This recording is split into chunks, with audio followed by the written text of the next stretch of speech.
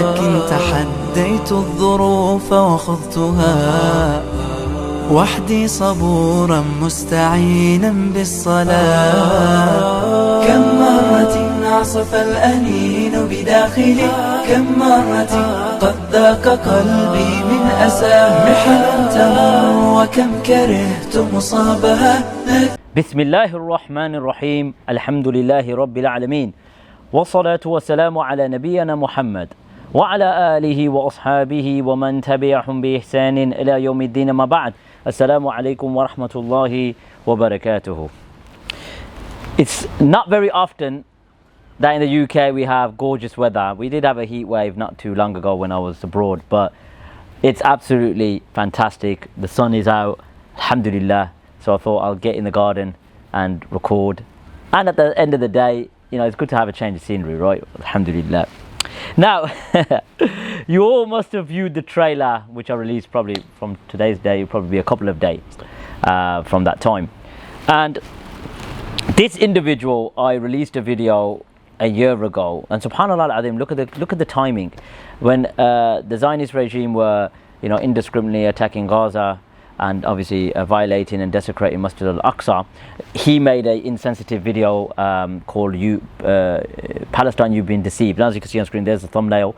I'll place the card. It's about a 2-hour video. You know, a lot of the, regurgitated Super-Salafi argument, was absolutely debunked in that video. So go check that out when you got the time. Bi'idhnillah. And I have observed over the past 2 years, going on to 3 years, responding, and there's a new box head that comes every couple of months, trying to defend their plastic methodology. It's clear that they appeal to the overzealous shabab, the overzealous youth. Our time now to absolutely demolish this plastic methodology, and they've been programmed. They have been programmed, and they always use the same regurgitated garbage, and you'll see in this video.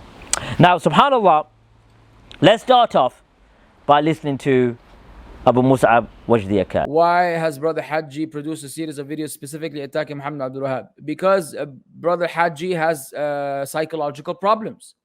Because he's deviant, he's misguided, he's full of himself, he's confused, and he's ignorant. And a lot more in terms of qualities. But we ask Allah Azza wa Jal to guide him. I mean, I know this was pretty straight in your face, but that's how I feel about this individual. This individual is not in a position to have a YouTube channel. Maybe a cooking channel on YouTube, that's fine. A cooking channel where he makes some of his local dishes and he shows us how to eat them. Maybe put a little bit of funny things in the background, bring some of these other funny people that he knows. And where they begin the video with him out there mixing food, and then more of him mixing food in the beginning and the end, just to make it a little more spicy. That would be, I would subscribe to that channel. I'm not backbiting, Habibi.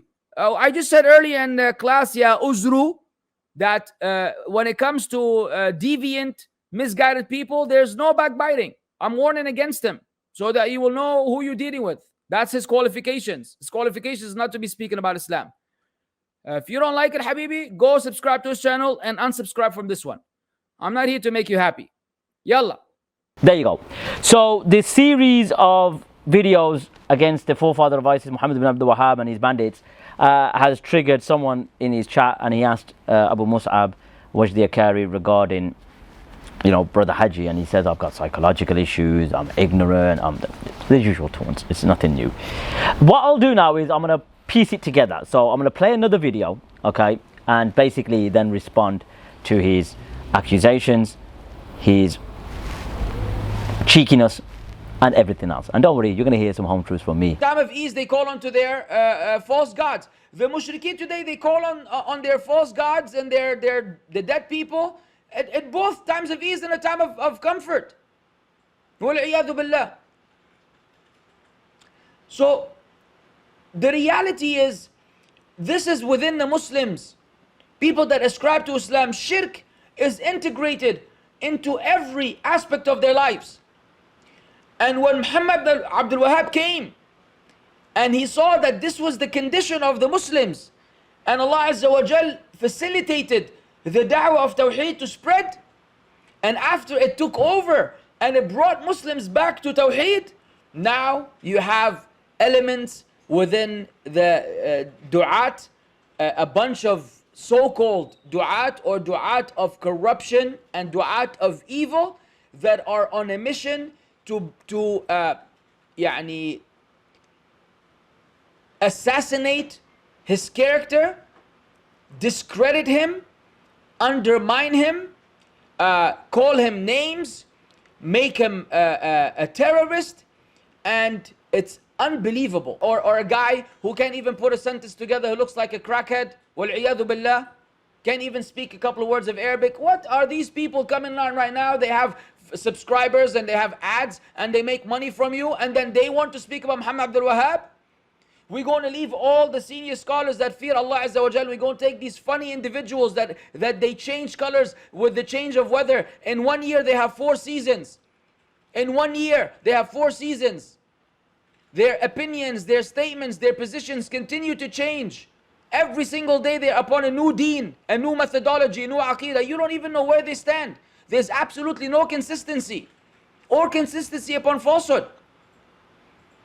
So while the ummah was suffering with this shirk all over, somebody brings back tawheed. Now they want to attack this individual in order to revive shirk, so that shirk can be revived and so the Islam can be watered down again. And so people say, hey, stop making a big deal. Doesn't matter, this guy's Maturidi or he's Ash'ari or he's Athari. All these differences are subtle nuances. It's not a big deal. Okay, so that's basically his issues in a nutshell. Apparently the mushrikeen of today, you know, call upon other than Allah in times of ease and in times of distress, and now, you know, certain du'at are making him out to be like, you know, a terrorist, an evil man, and etc, etc. Now, you know, this idiot, honestly, he's so robotic and he's programmed and he's just regurgitating the same parroted rhetoric that they've been regurgitating over the past 2 decades, especially in the West. And now, with the information that we're releasing week after week, is biting them in the backside, because what they have been taught about this man in reality is the complete opposite. Anything that I'm going to release today as far as information is concerned, you would automatically judge yourself that the foundational and the methodological angle of the da'wah Muhammad ibn Abdul Wahab has been applied by these extremist groups, and not even the Takfiriyun. Obviously they're the true followers of Muhammad ibn Abdul Wahab. Now, was Muhammad ibn Abdul Wahab called out in his time? We're going to go into the life and actions, what they were perpetrating in that time, okay? Because now the blame is being pushed onto the followers, when in essence the actual teacher, Muhammad ibn Abdul Wahab, laid the foundation for them to go out and pillage, obviously, the surrounding areas. Obviously I'm talking about Al-Hijaz, Syria, Bahrain, and other areas as well. His own father was very disappointed with Muhammad ibn Abdul Wahab. And what we'll show you as well, it's not just the scholar in question. We're going to show you from your own history book. This is the primary source, Tarikh al-Najd and Unwan al-Majd. So let's get into this and show you how the Hanabila, meaning the scholars of that time, because Muhammad ibn Abdul Wahab, because of his extremism and blanket and chain takfir, was called out by the scholars of his time. And in a video coming soon, you will see how he made takfir of those scholars and then subsequently went into the areas and pillaged them. But we're going to show you one little example of it in this video, and then in other videos we'll obviously follow up with more evidences. As you can see on screen, we've got the book As-Suhub al-Wabila. Now this is from a classic Hanbali scholar by the name of Al-Imam Al-Allama Sheikh Muhammad bin Abdullah bin Humayd Al-Najdi Al-Hanbali, Mufti Al-Hanabila Bimakkah. So he was Al-Imam and Al-Allama, and he was the Mufti of Mecca. Okay. So the father's name is Abdul Wahab bin Sulaiman bin Ali, and he mentioned now his biography. He says, قرأ في الفقه على أبيه صاحب المنسك, that he, meaning the father, studied fiqh with Muhammad ibn Abdul Wahab's grandfather, the author of the book Al-Mansak. Okay, and he studied with others as well. Then he further goes on and mentions, he says, وَهُوَ وَالِدُ Muhammad صاحب الدعوة, that he is the father of Muhammad, meaning Muhammad ibn Abdul Wahab, who was the founder of the da'wah, meaning the call, whose evil spread across the horizon. And there was a difference between the father and the son. SubhanAllah, there was what? A difference between the father and the son. That Muhammad did not make apparent his da'wah until after the death of his father. So he did not openly propagate his, blanket and chain takfir until after his father passed away. He mentions that it's been informed to me by some of the people of knowledge that met Abdul Wahab, that he was angry with his son because he never used to expand on religious knowledge of the fiqh, of the Islamic jurisprudence. And then he mentions that it is been narrated that he used to say to the people, you would see, that this is according to Ibn Humayd, he said that, how much evil are you going to see from Muhammad? And then Ibn Humayd mentions, فَقَدَّرَ اللَّهُ أَنْ صَارَ مَا صَارَ, that whatever Allah subhanahu wa ta'ala destined, what he destined, basically. And then he mentioned that he had a son called Sulaiman, who was the brother of Muhammad ibn Abdul Wahab, who was against him, was against his da'wah. And he refuted him, etc., etc. Now you could argue, well, that's Ibn Humayd's opinion. That's what Ibn Humayd was told. It doesn't necessarily mean it's true. That his father was displeased with him, etc., etc. So let's back it up from the primary sources. As you can see in my hand, I got Unwan al-Majd fi Tarikh al-Najd. And he mentions, so this is like basically, I'm fast forwarding a bit, where I'm going to go into an in-depth video about his life later, so to show, his mentality, what he went through and what sort of kind of, made him, the man he was in terms of his ultra takfir, etc. So he mentioned that Sheikh Muhammad arrived back in Huraymila. جلس عند أبيه يقرأ عليه, that he sat with his father and studied with him. And then he mentioned about he used to reject the actions from the people of who were ignorant of bid'ah, shirk, etc., etc. And then he mentions that they had an argument, they had issues between each other, that basically his father rebuked him. Then he mentioned he stayed with the people for like a few years, okay, حتى توفي أبوه عبد الوهاب, until the passing of his father in the year 1153. So he passed away in 1153. Then he announced his da'wah. When his father passed away, that's when he propagated his call openly, which is to reject and to do amr bil ma'roof wa nahya anil munkar, and then the people followed him from the people of the land, etc., etc. So here you go, we got Unwan al-Majd fi Tarikh al-Najd. Okay, so his father opposed him. Okay, his father opposed him because he was a radical extremist. Okay, he was a radical extremist. And when you see the alliance between Muhammad bin Saud and Muhammad bin Abdul Wahab, you would notice that he definitely had extremist takfiri tendencies, and this will become more clear. Many grand ulama from the Hanabila around the areas of Muhammad bin Abdul Wahab started to notice that there was an extremist amongst their midst. Okay, so what we're going to show you is a book, right, which is obviously pro-Najdi, but we're going to show you how many ulama opposed him. In the next video, or probably the video after that, I'm not sure, depending on how I feel, I will show you those who he made takfir of. He made takfir of numerous scholars, and all of those scholars that he made takfir of, because of his political motivated ambitions, obviously because he visited the gates of the rulers and he became subservient, right? Those areas were declared as Darul Harb, as lands of war. When they subsequently conquered those lands, and they mention in their numerous statements amongst the historians that they conquered it violently, and then they took the possession, so they declared them as murtad, because Muslims can fight, and obviously then that comes into the rulings of Ahl al-Baghi, etc. But when you go into those lands, you can't take their possessions. That's haram, that's theft. You can't do that, that's impermissible. But Takfiri Tendencies Part 4 would go into that in much detail, but in this video I'm going to give you a sneak preview. So they took their wealth, took their possession, and this is clear that they declared those areas as murtadun. As you can see on screen, we've got the book Ulama'u Najd. The scholars of Najd throughout the 8th century mentions those scholars, okay, that opposed the da'wah from the scholars of Najd in the time of the Shaykh. The reality is, this is within the Muslims. People that ascribe to Islam, shirk is integrated into every aspect of their lives.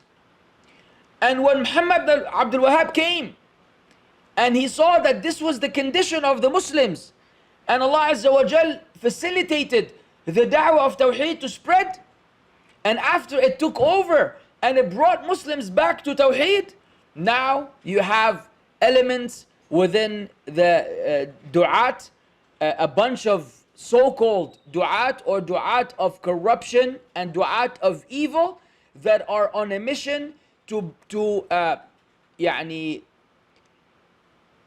assassinate his character, discredit him, undermine him, call him names. Leave all the senior scholars that fear Allah Azza wa Jal. We're going to take these funny individuals that they change colors with the change of weather. In 1 year they have 4 seasons. It's going into Tawheed, you know, they want to revive shirk and this. So let's go into his father, didn't have a clue. And all of these scholars also didn't have a clue either. The first scholar is Muhammad ibn Abdul Rahman ibn Afaliq Al-Ahsa. Now I'm going to go into a history book of Al-Ahsa, okay, to show you what happened and what they did, I mean, Muhammad ibn Abdul in his lifetime, to the people of Al-Ahsa. And he sent to the Shaykh, okay, some rasail, okay, some letters, and he is opposing him, etc. So I'm going to get into that in another video. Who else was there? The second one, Muhammad bin Abdullah bin Fayruz al-Najdi, okay, and he was from also Al-Ahsa. The third one, I apologize if I don't pronounce the names correctly, Rashid bin Khanin al-A'idi Nasban al-Kharji Baladan. He was a Hanafi in Madhab, okay, in Najd there was a Hanafi, okay, from the ulama of Kharj, from the ulama of Al-Kharj, okay. Number 4, Sulaiman ibn Abdul Wahab Akhu Sheikh Muhammad, so he was the brother, you made takfir of him as well. Nasir ibn Sulaiman ibn Sahim al-Najdi, okay. Number 8, Salih bin Abdullah al-Sa'igh min Ahl al-Madinah in Unayza. In Unayza, they went there as well, actually slaughtered them. So you notice a lot of the scholars that opposed him, he went there and slaughtered them and pillaged them and took their wealth and possessions. And don't worry, we'll show you a brief preview before takfir turns this part. You got number 9, which is Mibrad bin Ahmed al-Wahibi al-Tamimi, Nasban min Ahl al-Huraymila, Dhahaba ila Sana'a. So he went, and I'll show you the poetry later. He was the one from Huraymila. And what did they do to people in Huraymila? Uthman ibn Muammar. We'll get to that in takfir turns part 4 in more detail. So he was the one that went to Sana'a. And this author was obviously pro-Najd because he distorted the da'wah of Muhammad ibn Abdul Wahab. Okay, so just trying to justify it. And I'll show you the poetry of Imam San'ani. So Imam San'ani initially praised him. When Sheikh Mibrad went, they go, oh, you know what, he distorted the da'wah. But then they argue, no, it wasn't Imam San'ani that wrote this, it was his grandson. So they can't even make up their minds. Number 10. So look how many scholars are opposing him. So were they from the Mushrikeen? You know, as you like to call them, were they the ones that didn't understand Tawheed? Did they want to revive shirk in the time of Muhammad ibn Abdul? They wanted to revive shirk. Number 10, Abdullah al-Muwayyis, and he wrote a risala warning from the Shaykh and his da'wah. So watch this, wait till you see the other video where he makes takfir of these scholars. So he just wrote a letter warning. So why are you making takfir of him for? Because obviously he opposed Tawheed, etc, etc. So number 11, we got Sheikh Abdul Aziz al-Razin. So he refuted Muhammad ibn Abdul Wahab as well. So he wanted to revive shirk. All of these scholars wanted to revive shirk, you absolute idiot. Number 12, we got a Sheikh Abdul Wahab Al-Qabbani. Okay, so I'd like to ask this absolute punk. All of the rasail that these scholars wrote warning against Muhammad ibn Abdul Wahab, did they want to revive shirk? Did they want to revive shirk? I'm asking you. All of them wanted to revive shirk. And Muhammad bin Abdul Wahab made takfir of his own brother, as you can see on screen. And I'll show you in another video, he made takfir of all of these scholars. And I'll show you in a video from his own rasail. Okay, from his own rasail. So coming back to me now. Do you remember when I mentioned that the people of Al-Ahsa rejected the da'wah of Muhammad bin Abdul Wahab? And the scholars from there's about 3 or 4 scholars that were from there, severely, opposed him. I will show you now from a scholar who was an historian, when writing about a history of Al-Ahsa, how they severely massacred them, even declared them to be kuffar, murtaddun, and pillaged their towns, pillaged their areas more than once. And I would even go further, and you'll see in another video. They went to Al-Ahsa even after the death of Muhammad ibn Abdul Wahab, and they kept pillaging, going there, killing, looting. And this was merely due to the fact that they opposed the da'wah of Muhammad ibn Abdul Wahab. Now, where's the proof for this? Okay, where's the proof? As you can see on screen, we've got the book Tuhfatul Mustafid بتاريخ الأحساء في القديم والجديد. So basically, the history of Al-Ahsa, the old and the new. This was written by Muhammad bin Abdullah Abdul Qadir Al-Ansari Al-Ahsa'i. Now, he was born in the year 1312 after Hijri and died 1391. And he was a faqih, a Shafi'i jurist, a judge, a mu'arrikh. He mentions في سنة 76 و100 ألف, that in the year 1176, this is still in the lifetime of Muhammad ibn Abdul Wahab. So Muhammad ibn Abdul Wahab was giving the fatwa, and Muhammad bin Saud and his son Abdul Aziz, who was the son-in-law of Muhammad bin Abdul, were going in and slaughtering and killing. Wait, you'll see as well. So basically, they prepared an army, Imam Muhammad and his son, to conquer Al-Ahsa. And they were victorious in one of the villages, okay? And they killed from their people 70 men. They went in there and they killed 70 men. What did they do when they entered into that village as the arrow's over? وَغَنَمَ جَمِيعَ مَا فِيهَا. And they took as ghanima whatever they could find in that village. Now the question I like to ask, coming back to me now. So just to ask a question now. If they went into that territory, just to expand territory, Muslims shouldn't fight each other, it's haram. But it happens, and Allah subhanahu wa ta'ala in Surah Hujurat tells us what you should do. They went into that territory, just say they took it over, right? They killed 70 men. Okay, it's haram. Okay, they shouldn't kill Muslims. But is it permissible to take their property? If they were Muslims, if they were treated as Muslims. To you, Shrek, how do you justify them going into their territory, killing them as apostates, as murtaddun, and then stealing their possession? Because you were saying the mushrikun of this era, right? So indirectly, you're a closet takfiri, right? So you believe that those people in Al-Ahsa, or that village in Al-Ahsa, were murtaddun.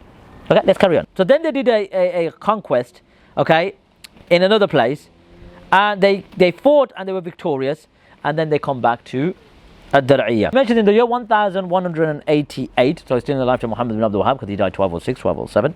They went into, obviously, a place called Qasim, and they raided into it. That they entered into it violently, meaning they entered into it aggressively. And what did they do? وَنَحَبَ مَا فِيهَا. And they plundered whatever was in it. They plundered. Thief. Now what we're going to do is we're going to connect this to Tariq al-Najd. We'll connect it to Tariq al-Najd, so to show you, look, they hated the people of Al-Ahsa. And again, Ibn Afalik was from them, Ibn Fayruz was from them, and as I mentioned earlier, and I repeat myself, I'm going to show you another video where he made explicit takfir of those people, and then you connect it, because obviously when they make takfir, their blood is halal, and that's what they were doing for 70 plus years. So he basically mentions that Saud went with the Muslims to Al-Ahsa and went to various villages there, and he mentions that the people of Al-Ahsa, what did they do? They violated the agreement, وَإِرْتَدُّوا عَنِ الدِّينِ. They apostated from the religion. So the whole Al-Ahsa apostated from the religion. So now you know, when they plundered and they slaughtered, etc., and they stole, took out the ghanima, they treated the people of Ahsa blanket takfir, and then changed takfir because whoever allied with them, etc., etc. You've read Shrek, how they dealt with the people of Al-Ahsa. Let's compare it now to the Ottomans when they took Al-Ahsa, because they went into Al-Ahsa. Okay, the Ottomans ruled Al-Ahsa. So what did they do? How did they treat the Muslims in comparison to your spiritual forefathers? It is the Ottoman Turks taking over upon Al-Ahsa the first time. So what we'll do, Goblin, Shrek, we'll compare how the early Da'wat al-Najdiyya, the Wahhabiyya, how they took it over and how the Ottoman Turks took it over, and you'll see the difference. So it mentions that in the year 963 Hijri, Sultan Suleiman Khan bin Sultan Salim, so meaning Suleiman al-Kanuni, the son of Sultan Yavuz Sultan Salim, they went to open up Al-Ahsa, فَاسْتَوْلَ عَلَيْهَا. They took it over. And what did they do when they took it over?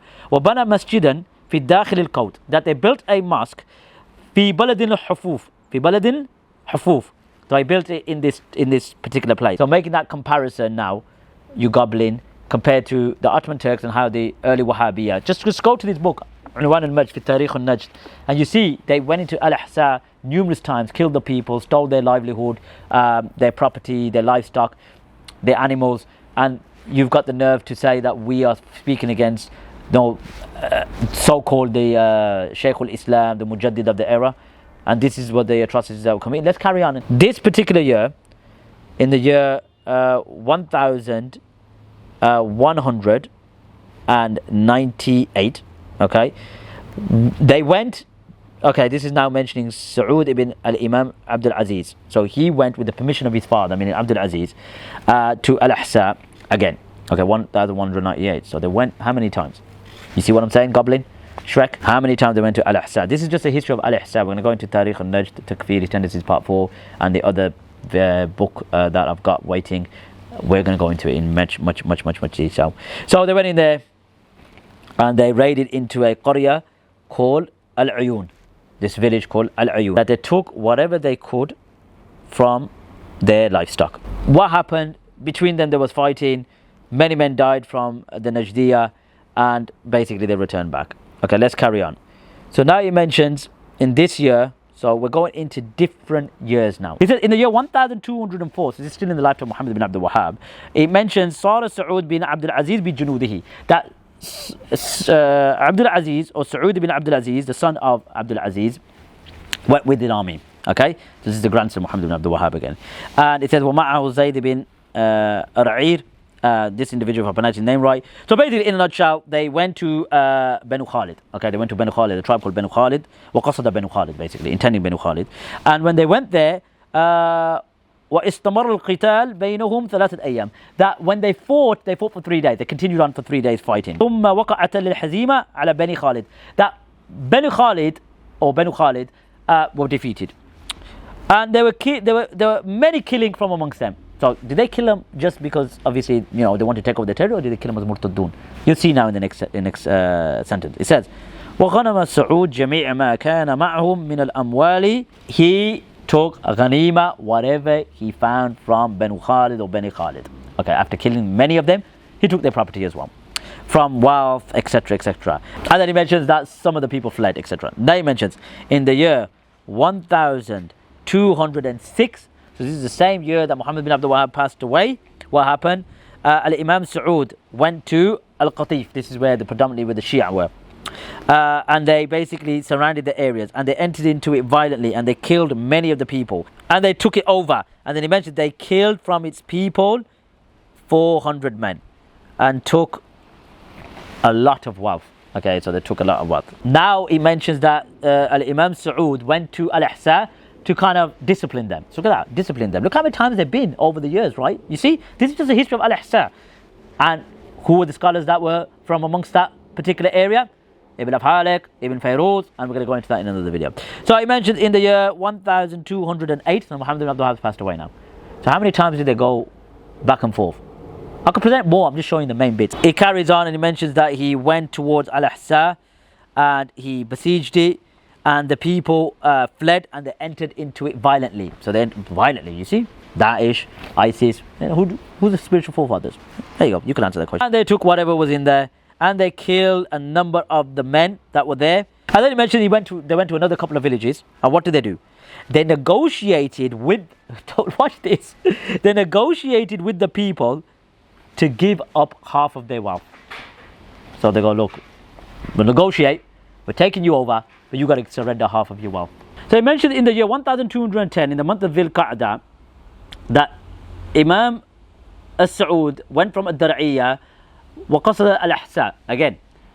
And when they landed in a village called Al-Raqiqa. They were ordered, the army was ordered to shoot their weapons, okay, all at once, to intend to frighten the people. This is the Dawah al-Najdiyah, okay? This is Dawah al-Najdiyah. And that the earth trembled, okay? The earth trembled. And when the arrow was over, many pregnant women in Al-Ahsa had a miscarriage, lost their babies. Okay, lost their babies due to obviously fear. So where also is this? Coming back to me now. Okay, so that's the story in Tuhfatul Mustafid. Okay, this story is also in Unwan al-Majd, as you can see on screen, and this is in the year 1210. Okay, in the year 1210, and there's a story right there, right in front of you. Okay, right in front of you in عنوان المجد في التاريخ النجد. And we've said it many times. The majority of Muslims, if they were to live in a country where they will impose the Islamic law on them, they will be the first people to revolt. And the first people to protest. And the first people to say, this is too harsh. This is backwards. This is from Stone Age. This is barbaric. The Muslims themselves. Bring the American Muslims. Let the American Muslims be in a situation where the Islamic law is being applied. And watch what kind of nonsense you will hear. But those same American Muslims and British and Canadian and in the Western world, they don't shut up about what's going on in the Muslim countries. They don't shut up. They want the people in charge to be the shuyukh of all the mashayikh and to be strict on everything, while they themselves are not strict. Their own families are not strict. Their own communities are immersed in evil and wickedness. How is it that you want Umar ibn al-Khattab as a Khalifa, as a person in charge, when you are not even a quarter of the toe of a Sahabi? Y'all are crazy, yani? You don't understand time? 1400 years plus since the advent of the Prophet ﷺ. You want today what they had back then, bearing in mind that it wasn't long, only a few generations before the matter of rulership already became a mess? And you want to call for Khilafah today and you want to run your mouths all day? And then you call anyone who doesn't agree with your deviant methodology to be a bootlicker or to be paid by these people? And you make slanders, you slander Muslims and slander speakers, and you have no idea what you're saying? Just lying entirely, the entire time. Lying to yourself, lying to the people. You invent lies and you believe them? That everybody is a bootlicker? Because they don't follow your wicked path of takfir? I've noticed there's a pattern. When it comes to the Sharia of Allah Azza wa Jal, I find that these neo-Salafis, pseudo-Salafis are indeed religious secularists. They have this religious sort of secularization of their da'wah. They never really speak about the Sharia of Allah Azza wa Jal. Yes, we understand that the Sharia of Allah Azza wa Jal, as Muslims, is the divine law. And that's our law. Correct implementation of it. But they have this approach which is quite defensive. Like whenever someone mentions it, no, it's kufr, duna kufr, etc. But they never really call for it. Do you notice that? Or is it just me? Okay, if you want to argue it's kufr, duna kufr, using the athar of Ibn Abbas, wa Tawus, etc., then there's a context involved with that, right? Whether it's tabdil al-sharia, we could go to what Sheikh Fawzan said, etc., about tabdil al-sharia. That's now an intense topic, and I don't think, the people, are ready for that right now. What I mean, yet. In the near future, maybe, but not right now.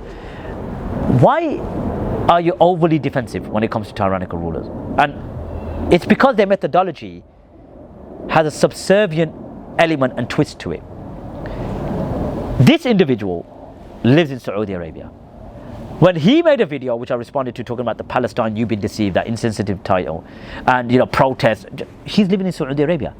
What's happening in Saudi Arabia right now? Yes, there's a maslaha and mafsada element of speaking out in public.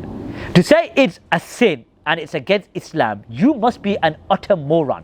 Because I'll bring you two imams from the Shafi'iyya now that show you that if you're unable to advise them privately, then advise them publicly. And this is not me saying it. So is it a sin? It's based on maslaha and mafsada. Yes, you got tyrannical rulers that would oppress you. So is it in their maslaha to say it publicly? Then that's now okay. But there is an element of amr bil ma'roof and nahy al munkar, right? Isn't there? Are you just categorically denying that there's an element of enjoying the good and forbidding the evil because the foundations of truth shouldn't be lost? Who said this? Not me. As you can see on screen. As you can see, we've got the book At-Tawdihu li Sharh al-Jami' al-Sahih. This is by Ibn Mulaqin al-Shafi'i. Ibn al-Mulaqin al-Shafi'i. Now, when speaking about advising the rulers privately, he says that there's an etiquette of advising the umara with kindness and doing it privately and informing them of the opinions of the people. Then he mentions, if you're unable to advise them privately, this is Ibn al-Mulaqqin al-Shafi'i, who's doing a commentary of Sahih Muslim. If you're unable to advise them privately, then do it openly. Why? That you place the foundations of truth. It's imperative that the foundations of truth are placed. If everyone kept silent, then misguidance would spread. So yes, the asal is to do it privately, but if you're unable to, then we have to do it openly, so that the foundations of truth are placed. And what does he mean? And using the understanding of the hadith, the best form of jihad is the one that is spoken against the tyrant ruler. And then he carries on, and then he mentions that it is also mentioned, okay, that the others have said that it is wajib that if anyone sees a munkar from the ruler, that they should oppose it openly. Imam Nawawi mentions the same thing as Ibn al-Mulaqqin, that he says that you place the foundations of truth, etc. The plastic methodology that Shrek, the meme, the goblin follows, clearly shows that this is vested in advancing the policies of tyrannical rulers. Don't speak against them, don't utter a word. And this is clearly opposing the foundations of enjoying the good and forbidding the evil. So much information was released, and I know it's a lot of information. Muhammad ibn Abdul Wahab is the forefather of ISIS. We've proved it from many books. How this individual is teaching, how this box-headed Super-Salafi is spewing such rhetoric and going unchallenged is unbelievable. He speaks about everyone and everyone. Everyone and everyone. And you think we're not going to respond in kind? You're an absolute idiot. You are an absolute freak show. A boot-licking muppet. And that's, apparent, mate. You're just a freak of nature. Let's leave the taunts and the insults for one day. It's unbelievable. Honestly, it's unbelievable that we've gone through so much different books, so many different passages. It's clear you are unaware of these passages and texts, right? And they are hurt. They are feeling the pain. They are feeling the heat from the amount of information I've released, trying to keep it hidden regarding the reality of Muhammad ibn Abdul Wahab, who's the forefather of ISIS. And calling this out when we have indiscriminate bomb attacks on Muslims being killed with this methodology that Muhammad ibn Abdul Wahab is a root and inspiration for, and they keep silent about it. I don't understand where their allegiances lie, but yet they want to speak about Ahlul Kalam. Honestly, they need to get their priorities in order. So until the next video, take care of yourselves. Wa sallallahu ala nabiyyina Muhammad. ليس الغريب غريب الشام واليمن إن الغريب غريب اللحد والكفن إن الغريب له حق لغربته على المقيمين في الأوطان والسكن سفر بعيد وزاد لن يبلغني وقوتي ضعفت والموت يطلبني ما أحلم الله عني حيث أمهلني وقد تماديت في ذنبي ويسترني تمر ساعة